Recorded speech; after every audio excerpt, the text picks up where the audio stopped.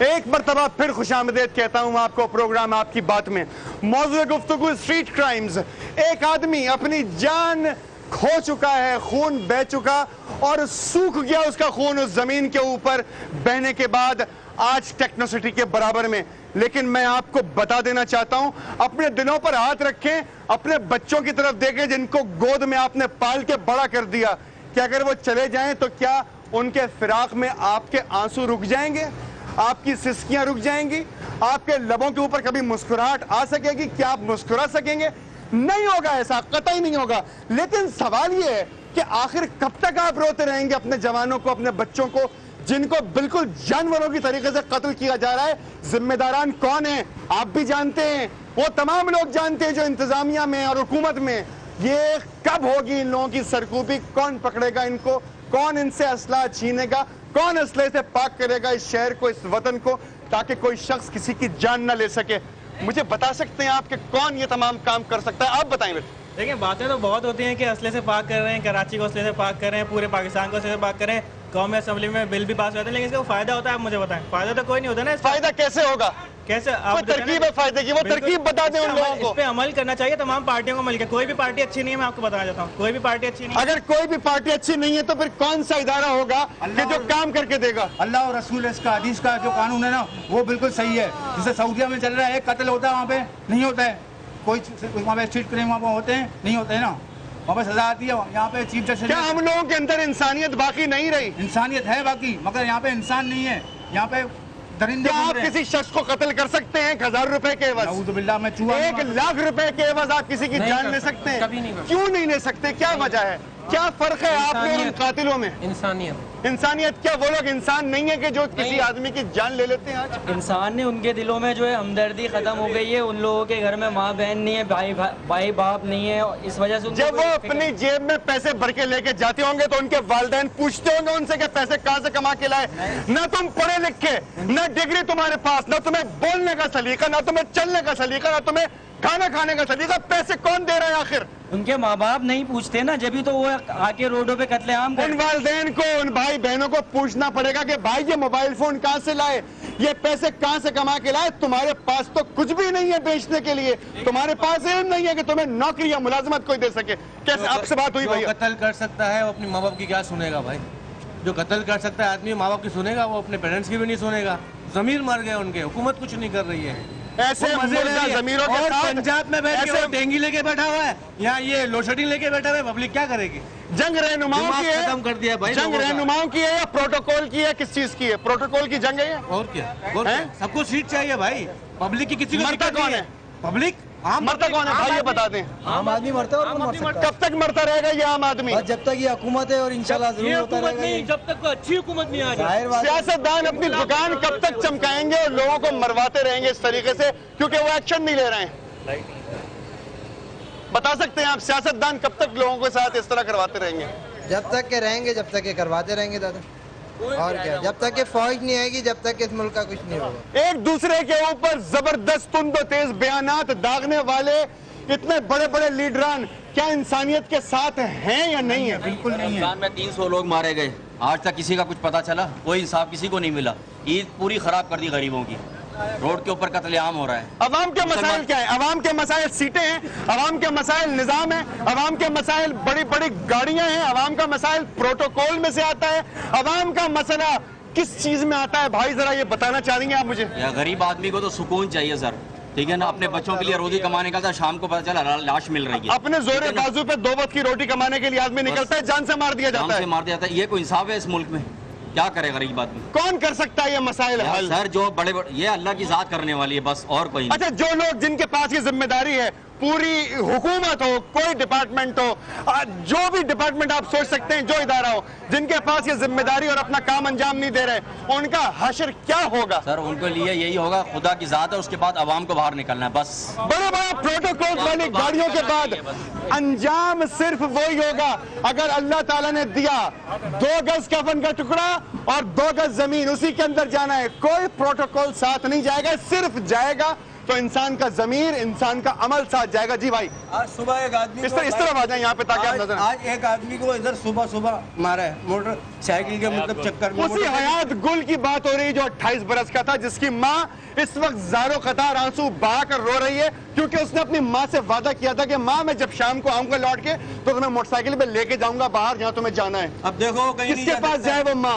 और ऐसी कई हजार माएँ जो पाकिस्तान में मौजूद हैं, किससे उम्मीद लगाएं कि वो उनका पेट पाले, उनको प्यार करे, उसे माँ कहे? कौन है इस वक्त? इस वक्त कोई नहीं है।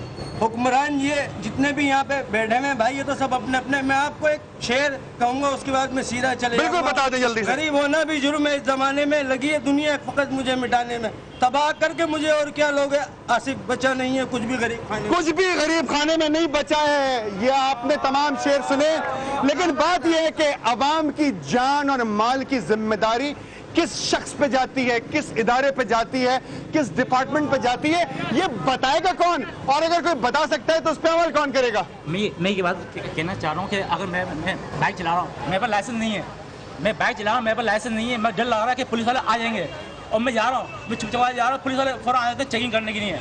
लाइसेंस 50-100 रुपए देके फौरन छुट जाएंगे। मगर पिस्तौल वाले को कौन रोकता है? मगर पिस्तौल वाले वो फौरन आएगा, चिल्ला रहा हूँ, कोई सब जा रहे हैं, किसी को कुछ पता नहीं है कि कौन पकड़ रहा है, सब निकल रहे हैं, सब अंधे हो जाते हैं, आवाम अंधे हो जाती है, पुलिस वाले नजर नहीं आते हैं, वो मार के भी सुकून से छीन के चले जाते हैं। लोग भी उस डाकू को पकड़ना नहीं चाहते। वो चाहे हमें नंगा कर दे, कोई देखने वाला नहीं होगा, यानी चले जाएगा आराम से, कोई पूछने वाला नहीं है, पुलिस रिस्पॉन्ड नहीं करती। जी, जितने भी बड़े बड़े सियासतदान, जितने भी लोग हैं यहाँ पे, उनमें का एक ही काम होना चाहिए। देखो वादे सब करते हैं, लेकिन वादे पे कायम कोई नहीं होता है।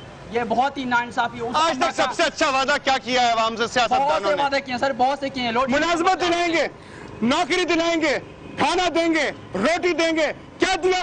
लाशें, हर तरफ लाशें बिखरी पड़ी हैं। माँ से जरा पूछिए उनके घरों में जाके जिनकी गोदियां उजड़ गई, उन बहनों से पूछिए जिनके भाइयों को छीन लिया। एक टीटी ने, एक बंदूक ने, कई चंद सौ रुपए की एक बंदूक ने पूरी जिंदगी का चिराग बुझा दिया। किसी घर वाले को चैन नहीं है। क्या उन माओं के बच्चे आप लोग वापस कर सकते हैं जिनके हाथों में जिम्मेदारी है, जिन्होंने मुल्क की बागडोर संभाल रखी है, जो इस बात के जिम्मेदार हैं कि तमाम आवाम को हिफाजत फराहम करें? क्या आप लोग और देखने वाले तमाम लोग, अगर जिनके रिश्तेदार सियासतदान हैं या बड़े बड़े इदारों में बैठे हैं, जरा उनसे पूछें जाके कि क्या वो किसी माँ का मरा हुआ बेटा वापस कर सकते हैं? आज बताइए, ऐसा हो सकता है क्या? कोई कर सकता है? इस तरफ आना सामने। मेन चीज़ अगर देखी जाए तो सबसे बड़ी बात यही है कि हमारे जो जुल्फ़िकार मिर्ज़ा साहब हैं, उन्होंने ऑन रिकॉर्ड यानी कि मीडिया पे आकर कह दिया कि मैंने 3 लाख असला लाइसेंस ऐसे ही नहीं इशू किए थे। आप वजह बता दें, आप रीजंस दे दें, आप ये बता दें, आप 3 लाख असला लाइसेंस दे रहे हैं, आप नौकरियां दे 3 लाख, आप 3 लाख नौकरियां दे, जितने पैसे। अरे भाई, नौकरियां देने के लिए नहीं होती हैं, आप अपनी नौकरियां बेचने के लिए होती है मेरे भाई। नौकरियां बिकती हैं, नौकरियां बिकती हैं या नहीं बिकती बताएं? बिकती है नौकरी। कौन से सियासतदान ने नौकरी दिलाई आज तक? कोई पैदा ही नहीं हुआ माइकलाल जिसने हमें नौकरी दिलवाई। क्यों नहीं दिलवाते नौकरी आपको? क्यों नहीं दिलवाते नौकरी? जब नौकरी आती है तो क्यों नहीं देते? पैसे लेके बेचते हैं, पैसे लेके बेचते हैं ना? क्यों? मुझे बताएं, उन लोगों का खून, उन लोगों का ईमान जो तमाम अपनी अपनी अपनी अपनी अपनी अपनी पार्टीज के लिए दे रहे हैं, अपने कैरियर, अपनी तालीम, अपने बच्चे, अपने रिश्तेदार, अपनी माएँ बहनें घरों में रोती हुई छोड़ के काम करते हैं सिर्फ इसलिए कि मुलाजमत मिलेगी। जी सर। मिलती है मुलाजमत? नहीं सर। क्या मिलता है? गोली मिलती है, गोली मिलती है। गोलियां कब तक मिलती रहेंगी भाई? गरीब आदमी को सिर्फ धक्के मिलते रहेंगे भाई। जब तक आवाम बाहर नहीं आएगी, जब तक आप सामने की बात करें, जरा बताएं, यहाँ पर आ जाएं, बताएं, जल्दी बताएं। जब तक आवाम बाहर नहीं आएगी, इन सबको गोली खानी पड़ेगी। ये मुझे बताएं। खामोश है आवाम जब तक इन जालिमों मुझे सिर्फ एक बात बाहर नहीं आएगी, जब तक हर बंदे को गोली खानी पड़ेगी। मैं भी आवाम हूँ और आप भी आवाम हैं। मुझे ये बताएं कि आवाम सड़क पे क्यों नहीं आती इन तमाम बातों के ऊपर? ये तो आप आवाम से पूछे, आवाम खड़ी हुई है और आप आवाम है ना, क्योंकि जान का खतरा है, क्योंकि माल का खतरा है, डरे हुए लेकिन इनको बाहर आना पड़ेगा, क्योंकि इंतजामिया के डंडों का खतरा है। हाँ, आप इनको इंतजामिया को भी मारना पड़ेगा। कभी धमाका कर दे, कभी बम फाड़ दे, ये बहुत गलत है सर। धमाके हो रहे हैं। आप मुझे बताएं, जिस मुल्क में खाने के लिए रोटी नहीं है, स्कूल जाने के लिए पैसे नहीं है, इलाज कराने के लिए हॉस्पिटल नहीं है, उस मुल्क में बंदूक कैसे मिल जाती है और बम फाड़ने के लिए धमाका खेज मवाद कैसे मिल जाता है? फर्स्ट ऑफ ऑल एक तो हमारे पास हमें यूनिटी नहीं है। अरब कंट्रीज में देखें उधर अगर यूनिटी ना होती तो मैं और आप यहाँ खड़े होते आज। तो 2 मिनट की मुझे बता दें, कोई हमला हो गया, आप इस बात का वादा करते हैं अल्लाह से कि आप यूनाइटेड रहेंगे? यूनाइटेड हूँ। आप कर नहीं रहेंगे यूनाइटेड, क्यों? आप इसको भाई को अपना भाई समझते नहीं समझते? इस शख्स को पाकिस्तानी भाई समझते नहीं समझते? क्या हम सबका ईमान पाकिस्तानी नहीं है? लेकिन हमारे लीडर पाकिस्तानी नहीं है। तो भाई जिस लीडर को नहीं मानना चाहते क्यों मानते हो उसको? दिया क्या लीडर्स ने आज तक? कुछ भी नहीं दिया। लिया है उल्टा हमसे, सिर्फ लिया है ना, दिया कुछ नहीं। क्यों नहीं दिया? यूनिटी इसलिए नहीं है हमारे दरमियान में कि मैंने मौलाना रूमी की एक कहावत पढ़ी थी। उन्होंने कहा कि गुर्बत में जो शेर, ऐसा शेर गबरू जो गुर्बत में शिकार हो उसके पंजे बंधे हुए होते हैं। तो हम लोग सब गुर्बत का शिकार है। इस वक्त हमें माली परेशानियों का शिकार कर दिया गया है। हम लोग सब माली मसाइल में इतने माली मसाइल। अच्छा मुझे सिर्फ एक बात बता दे, माली मसाइल का शिकार अगर हम हैं तो क्या हमारा ये फर्ज बनता है कि भाई मरने से पहले किसी और को मरने से बचा लें? बिल्कुल हमारा फर्ज बनता है, लेकिन इसके अंदर हमारे पास कोई इख्तियारात की रसाई तो हमारे हाथ में हो। हम कौन से इख्तियार अगर इख्तियार नहीं मिलेगा तो क्या हम किसी की जिंदगी नहीं बचाएंगे? मेरे भाई सड़कों पे जिस वक्त जख्मी होते हैं हम ही आवाम होते हैं बचाने वाले। हम आवाम होते हैं। सड़क के ऊपर जो शख्स उसे रक्षा में बिठा के लेके गया है आज हयात गुल को, वो भी अवामी आदमी था, वो भी हमारे सामने उसको ले गया, उसको उठाने वाला कोई नहीं था।